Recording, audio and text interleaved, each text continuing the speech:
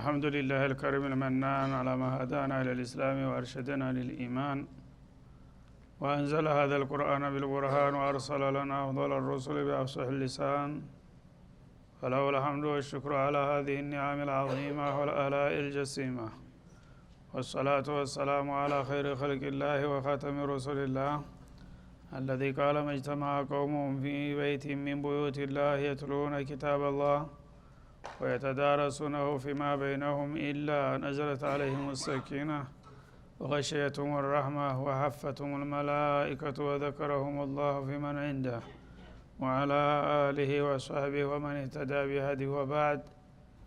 فقد وقفنا في درس أمس عند قوله جل وعلا من سورة يوسف: وقال الملك إني أرى 7 بقرات سمان يأكلهن 7 عجاف و7 سنبلات خضر وأخر يابسات. الآية 43. فلنبدأ من هنا. أعوذ بالله من الشيطان الرجيم. وقال الملك إني أرى 7 بقرات سمان يأكلهن 7 عجاف و7 سنبلات خضر وأخر يابسات. يا أيها الملأ أفتوني في رؤياي إن كنتم للرؤيا تعبرون. قالوا أضغاث أحلام وما نحن بتأويل الأحلام بعالمين. وقال الذي نجا منهما وادكر بعد أمة أنا أنبئكم بتأويله فأرسلون. يوسف أيها الصديق أفتنا في 7 بقرات سمان يأكلهن 7 عجاف و7 سنبلات خضر وأخر يابسات لعلي أرجع إلى الناس لعلهم يعلمون.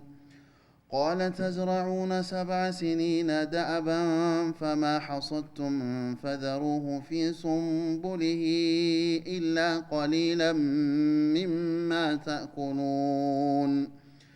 ثم يأتي من بعد ذلك 7 شداد يأكلن ما قدمتم لهن إلا قليلا مما تحصنون. ثم يأتي من بعد ذلك عام فيه يغاث الناس وفيه يعصرون. وقال الملك ائتوني به.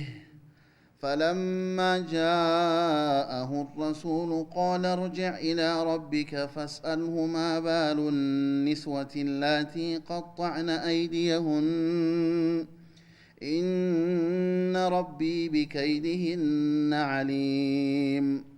قال ما خطبكن إذ راوتن يوسف عن نفسه قلنا حاش لله ما علمنا عليه من سوء.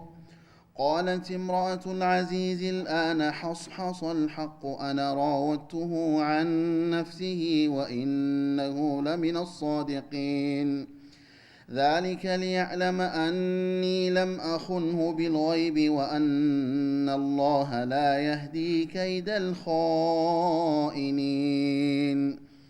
وما أبرئ نفسي إن النفس لأمارة بالسوء إلا ما رحم ربي إن ربي غفور رحيم.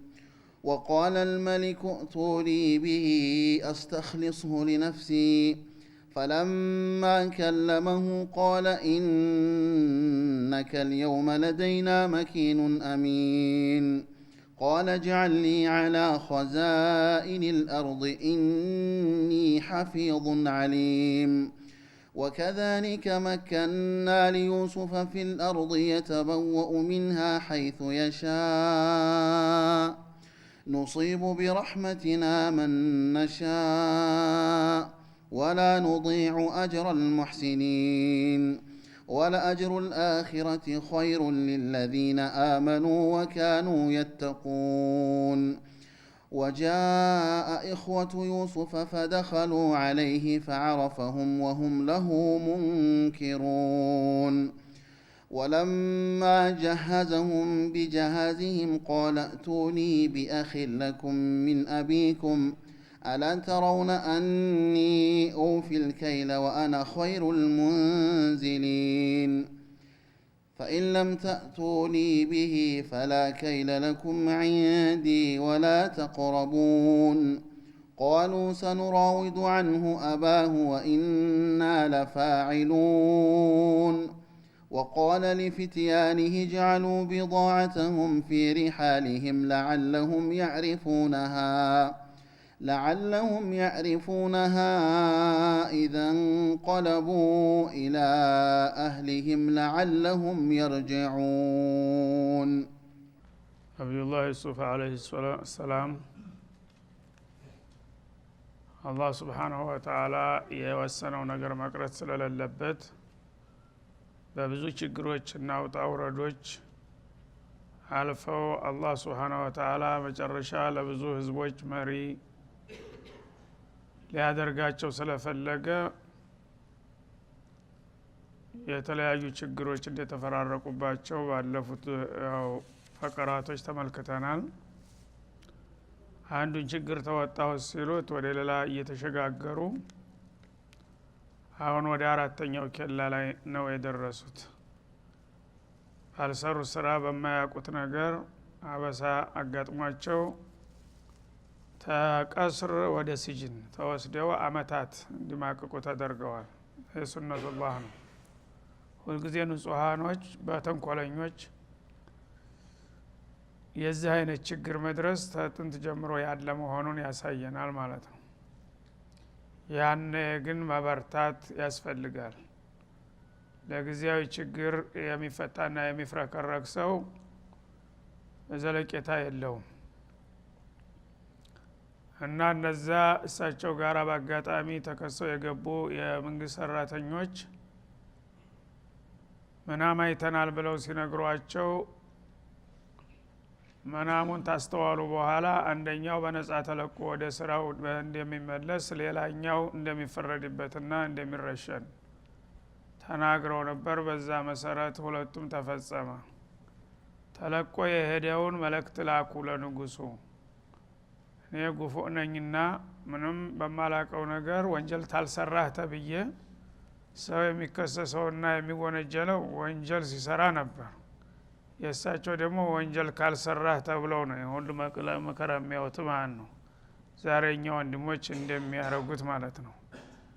ለሀገር ለሰላም ለእኩልነት ስለዘመሩ ለምን ወንጀል አሰራቸውም ለምን ጥይት አልተኮሳቸውም ተብለው ሰዎች ይሰቃያሉ ማለት ነው። እና የዛ አይነት ሁኔታ ነበር ያጋጠማቸው። ንጹህነታቸውን ስለሚያውቁ ምናልባት የበላይ ባለስልጣናት ጉዳዩን ቢያውቁት ፍትህ ይኖር ይሆናል በሚል ሰበብ መሞከር አለበትና አንድ ሰው ችግር ሲያጋጥመው ምንም ካፊር ቢሆን ሰውየው አዳላ ነበረው፣ የታወቀ ነበር በአዳላ በዛ ዘመን የነበረው። ለሱ ከነገሩት ጉዳይ ምናልባት አንድ መፍትሄ ያገኛል በሚል ተስፋ ተለቆ የሚሄደውን እስረኛ እስቲዛ ንጉሱ ፊት በመተቀርብ ጊዜ የኔን ጉዳይም ቀስ አድርገህ አወያየው አስገንዝብልኝ ብለው ላኩ። አላህ በወዳጆቹ ላይ ቅናተኛ ነውና እንዴት እኔን የትተህ እሱ ዘንዳ እንደገና የምስጥር መልእክት ትልካለህ?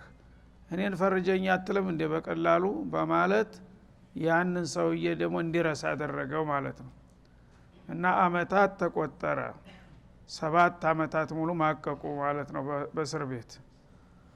ነብዩላህ አዩብ 7 አመታት በበሽታ እንደማቀቁት ማለት ነው። በዛ መሰረት ያ አላህ Subhanahu Wa Ta'ala ሁኔታው እንግዲህ እየተራዘመ በሚሄድበት ጊዜ ራሳቸውን ገመገሙና ለምንድነው ያመለክተኛ ያን ያህል ውለታው ለለት ንጉስ ቤት ሲቀርብ አንድ ቀን እንኳን ባጋጣሚ እኔን ጉዳይ አንስቶ መወያየት ያልቻለው በማለት ያው በተስፋ ሲጠብቁ ከቆዩ በኋላ ይሄ ነገር ምናልባት በአላህ በኩል አስቀያሚ ሆኖ ይሆን ብለው ገመገሙ። ያኔ ጌታ ያ ረበል ዓለሚን አንተ በፈለከው መንገድ ፈርጀኝ ማለት ትቼ እንደገና እኔ ንጉሱን ተለማምጬ ለመውጣት በመሞከሬ ተቀይሞኝ ነው ማለት ገባቸውና ተውባ አደረጉ ማለት ነው። እና አላህን የሚፈሩ ሰዎች እንግዲህ በቀላሉ ምን አጥፍቼ አይሉም። ንጹህ መሆናቸውን እያወቁ ስንት ወንጀለኛ ሙጅሪም እያለ በአገር ላይ እኔ ሁሉ ፍዳ መታበላኝ ብለው አልተበሳጩም። በዛውም ሁኔታ ላይ ያሉ የራስ የደካማ ጎን ይሆናል ለዚህ ያበቃኝ ብለው ሲገመግሙ ደረሱበት ጉዳዩን ማለት ነው። እና አንተ ታቃለህ አንተ ትበቃኛለህ ብለው እንደገና ወደ ጌታቸው ፈፊሩ ኢላላህ ባለው መሰረት ሲሸሹ እሱ በሚፈልገው መንገድ ወዳውኑ በማአስቸኳይ ሁኔታ ራሱ መልእክቱን አስተላለፈ ለንጉሱ ማለት ነው። በንጉሱ ላይ ራሱ አስጊና በጣም አስጨናቂ የሆነ ምናብ በማሳየት ለዛ ምናፈች ደግሞ ብቃት ያለው ሰው ፈልጉ ተብሎ በአገር በግል በፈረስ ሁሉም ሲጀነድ በእሳቸው ለዚህ ነገር ብቁ መሆናቸው ታወቀና ያ የረሳ መልእክተኛ ማስታውሶ በግዳቸው ለራሳቸው ጉዳይ ሲሉ ሊመጡ ነው ፍለጋ። وقال الملك ንጉሱ አለ ኢኒ አራ ሰብአ በቀራት ከለታት አንድ ቀን በጣም አስደንጋጭ የሆነ በሀገሩ ላይ አደጋ እንደተጋረጠበት የሚያሳይ ምናም አየ እና ምናሙን በነጋታው ለካቢኔው ለመማክርቶቹና ለንጉስ ካቢኔው ሰብስቦ አስቸኳይ ጉዳይ አለ በማለት መግለጫ ሰጠ ንጉሱ ማለት ነው። ምን የሚል ነበረ? ኢኒ አራ ሰብአ በቀራቲን ሲማኒን እኔ በጣም አስደንጋጭ የሆነ ምናም አይቻለሁኝ። እሱም ምንድነው ካላችሁኝ እንደሚከተለው ነው አለ። 7 በጣም የደለቡና የወፈሩ ላሞች አየሁኝ አለ። ላሞቹ በጣም ወፍረው የደለቡ መንቀሳቀስ ያቅታቸው ድረስ የወፈሩ ላሞች ይወጣሉ። 7 ላሞች እነሱ እንደወጡ ከባህር አካባቢ ነው የሚወጡት። ደግሞ የእኩሉሁነ ሰብዑን ዒጃፍ ሌላ 7 በጣም የከሱና በአጥንት የቆሙ ደግሞ 7 ላሞች ተከትለው ወጡ። እነሱን እያሳደዱ በፈለጋቸው ማለት ነው። እነዚህ የከሱት ተከታትለው መጡና እነዚህን የደለቡትን 7 ላሞች በሏቸው። አይኑ እያየ ማለት ነው። ልክ እንደ ዘንዶ እየያዙ ዋጧቸው ማለት ነው።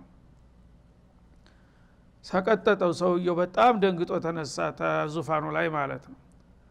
ወሰብአ ሱንቡላቲን ኹድሪን ወኡኸረ ያቢሳት በሌላ መልኩ ደግሞ ያንኑ መልእክት እንደገና በሌላ መልኩ ያሳያዋል ማለት ነው። ሌላ ደግሞ 7 ዘለላ የስንዴ ዘለላዎች እሸቶች ይወጣሉ ማለት ነው። ቀዘባ የሆኑ እሸቶች እነዛን ደግሞ ከጎናቸው ወኡኸሩ ያቢሳት ሌላ 7 ደግሞ የደረቁ ስንዴ መታጆች ይወጣሉ ማለት ነው። እነሱ እነዚህን 7ቶቹን እርጥቦቹን ደረቆቹ ይበሏቸዋል። ሱብሃንአላህ። ሁለቱንም እንግዲህ ምናሞች አስከታትሎ አሳየው። ደንግጦ ተነሳ እና ይሄ ነገር በሀገሬ ላይ አንድ አደጋ እንደመጣ ነው የሚያሳየውና እስቲ ባለሙያዎችን ማማከር አለብኝ ብሎ ንጉስ ከመሆኑ ጋራ አምባገነን እንዳልነበረ ያመለክታል ሰውየው ማለት ነው። እና ወዳውኑ የሀገሪቱን የሀገር ሽማግሌዎችን እንዲሁም ደግሞ በተለያዩ ሙያዎች የሰለጠኑትን በዛ ጊዜ ያው ሳሂሮች አንድ ክንፍ ነበሩ ለባለስልጣናት ሳሂሮችና ጠንቋዎች እነሱም በአማካሪነት ይጠቀሙ ነበረ ማለት ነው። የነዚያም ቡድን አለው ራሱ እንዲህ አይነት ነገር ሲያጋጥመው የሚያማክረው እነዛን ሁሉ በአስቸኳይ ሰበሰበና ይሄን ምናም ነገራቸው ማለት ነው። እና ዛሬ በሀገራችን ላይ በጣም አደጋ የሚጠቁም አስደንጋጭ የሆነ ምናም አይቻለሁኝ እሱን ትፈታላችሁ ብሎ አቀረበላቸው። ያ አዩሃል መላ እናንተ መኳንንቶችና መሳፍንቶች ታላላቅ ሰዎች ማለት ነው። የሀገሪቱ ሰዎች እንግዲህ ታዋቂ እውቀት አለው የተባለ ሁሉ ይገኛል በሱ ዙሪያ እና ላይን የሞላችሁና በጣም የእውቀት ያካበታችሁ የሀገሪቱ አለኝታ የምትባሉት ታላላቅ ባለስልጣናት ሆይ አለ በአክብሮት ማለት ነው። አፍቱኒ ፊ ሩእያዬ እኔ በጣም ከባድ ምናም አይቻለሁኝ ይሄን መናብ በትክክል እንድትፈቱ ፈልጋለሁኝ አላቸው። ኢን ኩንቱም ሊሩእያ ተዕቡሩን የምናም መፍታት ችሎታ አለን ብዙ ልምድ ያካብተናል ብላችሁ ትላላችሁና እውነት ምናፈች የመፍታት ችሎታችሁ የሚፈተነው ዛሬ ነው አላቸው። እስከዛሬ ሁሉ አዲ ነገር ነው ቀላል ነው ማንም ሊፈታው የሚችለው ነገር ነው ሲሰሩ የቆያችሁት። ዛሬ ግን ከባድና ፈታኝ የሆነ ምናም አይቻለሁና ለዚህ ትክክለኛ መፍትሄ ትሰጡኛላችሁ እውነት ባለሙያ ከሆናችሁና ለዚህ ስራ ዝግጁ ከሆናችሁ በሚል ሐሳቡን አቀረበ ማለት ነው። እና መናሙን ሲነግራቸው እነሱ ምንም ባለሙያ ቢሆኑም አላህ Subhanahu Wa Ta'ala ሁን ብሎ ታቅማቸው በላይ የሆነ ነገር ነውና ያመጣው ሁሉም ግራ ተጋቡ። መጀመሪያ እሺ እንሞክራለን የተወሰነ ጊዜ ይሰጠን ብለው ተቀበሉና አጀንዳውን ውይይት ማድረግ ጀመሩ ጥናት ጀመሩ ማለት ነው። እና ብዙ ተፋጩበት ብዙ ሙከራ ተካሄደ። ጠንቋዎችን ጅኖችን በተለያየ ነገር ጠሩ ያን ሁሉ ሙከራ አደረጉ ምንም መፍትሄ ላይ ሊደርሱ አልቻሉም ማለት ነው። እና ቀጠሮ ሲደርስ ያው ቀረቡ ምን አገኛችሁ ሲል ምንም አላገኘንም ይሄ በጣም ከባድ ነገር ነው ብለው አናቅም እንዳይሉ ደግሞ ከስልጣን መባረር አሰጋቸው። አሁን ተጨማሪ ጊዜ ያስፈልገናል ጠንካራ ጥናት ማድረግ አለብን የሚል ሐሳብ አቀረቡና ጊዜ አስጨመሩ። በተጨማሪውም ጊዜ ምንም ውጤት ላይ ሊደርሱ አልቻሉም ማለት ነው። ያኔ ምን ይበቃናል ብለው ተመካከሩ። ይሄን ነገር እኛ ልንፈታው አንችልም ታቅማችን በላይ ነው። እንደገና ደግሞ አልቻልንም ካልን ለካ እናንተ አታላዮች ናችሁ ብሎ ንጉሱ ሊያባረረን ነው ምናልባትም ሌላ እርምጃ ሊወስድብን ይችላል። ስለዚህ ራሳችን ጉዳት ላይ እንዳንወድቅ በምን መልስ ነው ንጉሱን ማሳመን ያለብን ብለው ተተመካከሩ። በኋላ ደባ ሊሰሩ ነው እነሱ ማለት ነው። አንችልም ማለት አንድ ሰው የማይችለውን ነገር ጥሩ ነው ጨዋነት ነው። እነሱ ግን አንችልም ከማለት ይልቁንስ ምናሙን ቅጅት ነው ብለን ሰውየው ማሳመን አለብን። ምናም የሚፈታው ውል ያለው ነገር ሲሆን ነው። ዝም ብሎ ቅጥቀጣ ቅጅት ከሆነ ግን ምናብ አይባልም። ስለዚህ አንተ እኮ ምናብ አይደለም ያየው ዝም ብሎ ቅጅት ነውና ለቅጅት ለምን ትረበሻለህ ብለን ሰውየውን ማሳመን አለብን በሚለው ተስማምተው መጡ ማለት ነው። መጡና ቃሉ አዱጋቱ አህላሚን በአለቃቸው አማካይነት ንጉስ ሆይ እርሰው እርግጥ ያዩትን ነገር አይተዋል አላዩም አንልም ግን ይሄ ያዩት ነገር እኮ አገላብጠን ስናየው የምናብ መልክ ያለው አይደለም ምናም ሳይሆን ቅጅት ነውና ቅጅት ደግሞ መፍትሄ የለውም። ስለዚህ ዝም ብለው እንደ ቅጅት ቢተውት ይሻላል ይሉታል ማለት ነው። የፖለቲካ ሰዎች ብዙ ጊዜ ተንኮል ይገባቸዋል። እሱ ይሄ ነገር ሊዋጥለት አልቻለም ማለት ነው። አቃተን ለማለት ከብዷቸው እንጂ የሱ ምናም ቅጅት እንዳላደለ አምኖበታልና አይ እንደዚህማ ቅጅትማ ሊሆን አይችልም ታልሆነላችሁ አንችልም ብትሉ ይሻላል አላቸው። እሱ ደግሞ ማለት ነው አዱጋቱ አህላሚን ማለት እንግዲህ አንድ ሰው ቀን አንድ ነገር ሲያሳስበው ይውላል። ያ ሲያሳስበው የዋለውን ነገር ሌሊት ደግሞ ዝብርቅርቅ ያለ ነገር ያያል በዛው ጉዳይ ማለት ነው። ያ ስጋቱን ነው የሚያሳየው ማለት ነው። መንፈሱ ስለተረበሸ ምናም ሳይሆን ያ እንዲህ ባረግሳ እንዲህ ብልሳ እያለ ሲያወጣ ሲያወርድ የዋለው ነገር ሌሊትም እንደገና ይረብሸዋል። ያ እንግዲህ ምናም አይባልም ማለት ነው። ያ የጭንቀት ውጤት ነውና ማለት ነው። እንደዛ ነው ብለው ሊያሳምኑት ቢሞክሩ ሰውየው ግን በቀላሉ የሚቀመስ አልሆነም ማለት ነው። ወማ نحن بتأويل الأحلام بعالمين እኛ አድጋቱ الأحلام ዝም ብሎ የቅጥቀጣ የቅጅትን ምናም ፍች ማድረግ አንችልም። እኛ ምናም ማለት ትክክለኛ ምናም ዝም ብሎ ሰውየው የሚያስጨንቀው የሚያሳስበው ነገር ሳይኖር እንደተኛ ጥሩ ይዘቱ በተቀመነሻ መድረሻው የሚታወቅ ሲሆን ውሉ ይታወቃል። ይሄ ማለት እንደዚህ ነው ማለት ይቻላል። የእግሪ አንተ ምናም የማይሆን ነገር ነው አክስ ነው። ምክንያቱም በጣም የወፈሩና የደለቡ ላሞች ጉልበተኞች ናቸው። የነዛ ደግሞ የከሱና ባጥንት የቆሙ ላሞች ገፍተር ቢያረጓቸው የሚወድቁ ነገሮች ናቸው። ስለዚህ እነዛ ደካማዎች ምንም የሌላቸው እንዴት ብርቱዎቹን ይበሏቸዋል? መብላት ከፈለጉ እነዚህኞቹ ባለ ጉልበተኞቹ ነበሩ እነዛን መብላት ያለባቸው። ይሄ ምንድነው የሚያሳየው? ቅጅት መሆኑን ነው አሉ።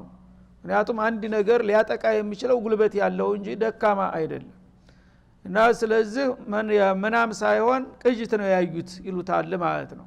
በመሆኑም እኛ ደግሞ ቅጅት የመፍታት ሙያ የለንም ትክክለኛ ምናም መፍታት እንጂ አሉ። የጊዜ አይ ከብዶናል ብትሉ ይሻላል የኔን ምናብማ እንደዚህ ማብጠልጠልና ማንቋሸሽ አይገባችሁም አላቸው ንጉሱ። አጣቂኝ ውስጥ ገቡ እነዚህ ሰው የተጨነቁ ማለት ነው። አሁንም እንሞክር እያሉ 10 ጊዜ ይመለሳሉ ይዶልታሉ መፍትሄ የለም። ያኔ ያ የንጉሱ የመጠጥ ኃላፊ የሆነ አሽከር እዛች እንግዲህ ጠጋ ብሎ ሁኔታውን ሁሉ ይከታተላል ማለት ነው። እና እነዚህ ሰዎች ሲጨነቁ ሲያይ ንጉሱ ደግሞ ምናሜ መፍታት አለባችሁ ሲላቸው ፍጥጫው እየተባባሰ ሲሄድ እሱም ጭምር ያው ማሰብ ጀመረ ማለት ነው በአቅሙ።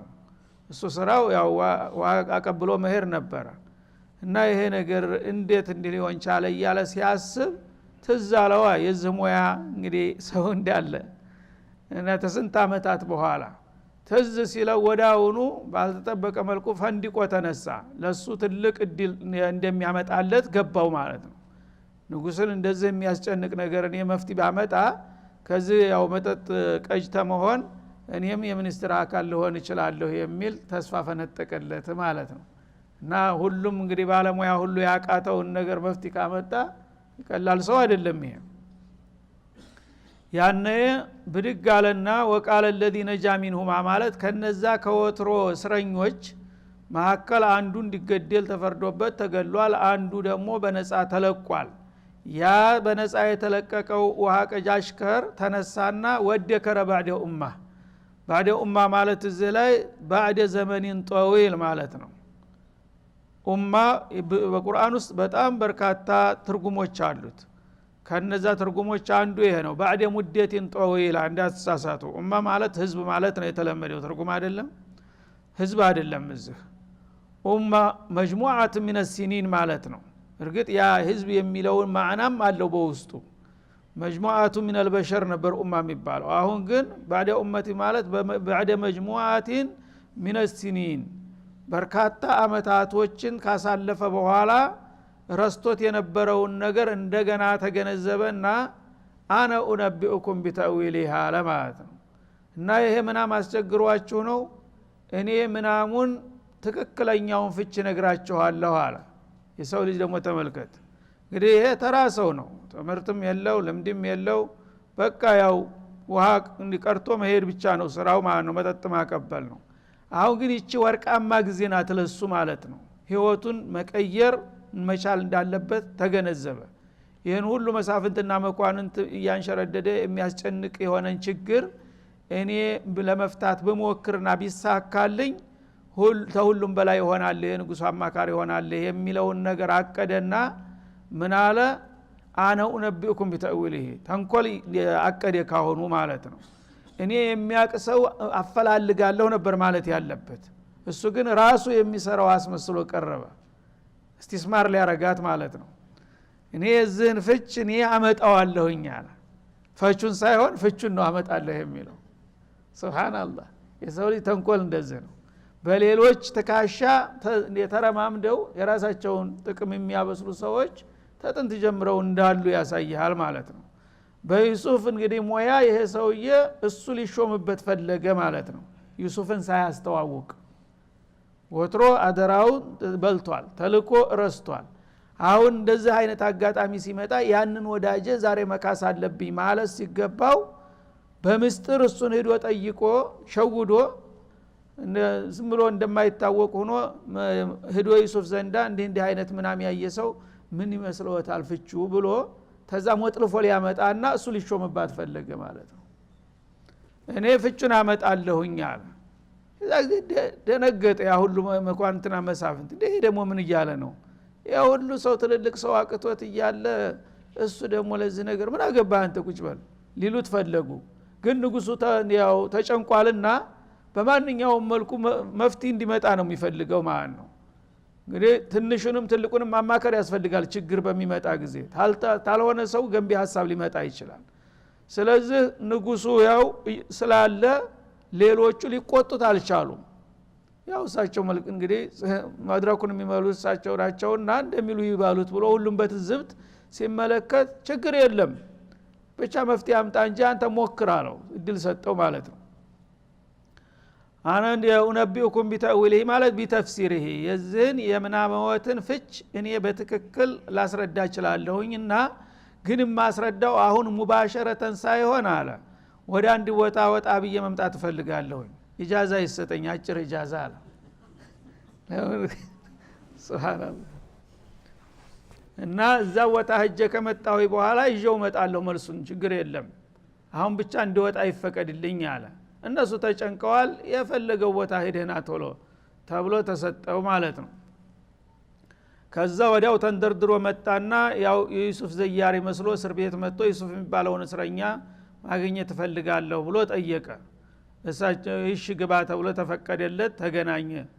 ልክ እንደደረሰ ቋምጧልና ለጥቅም ሱብሃንአላህ ሰላም አለይኩም እንኳን አላለም ባለውለታው ናቸው እሳቸው።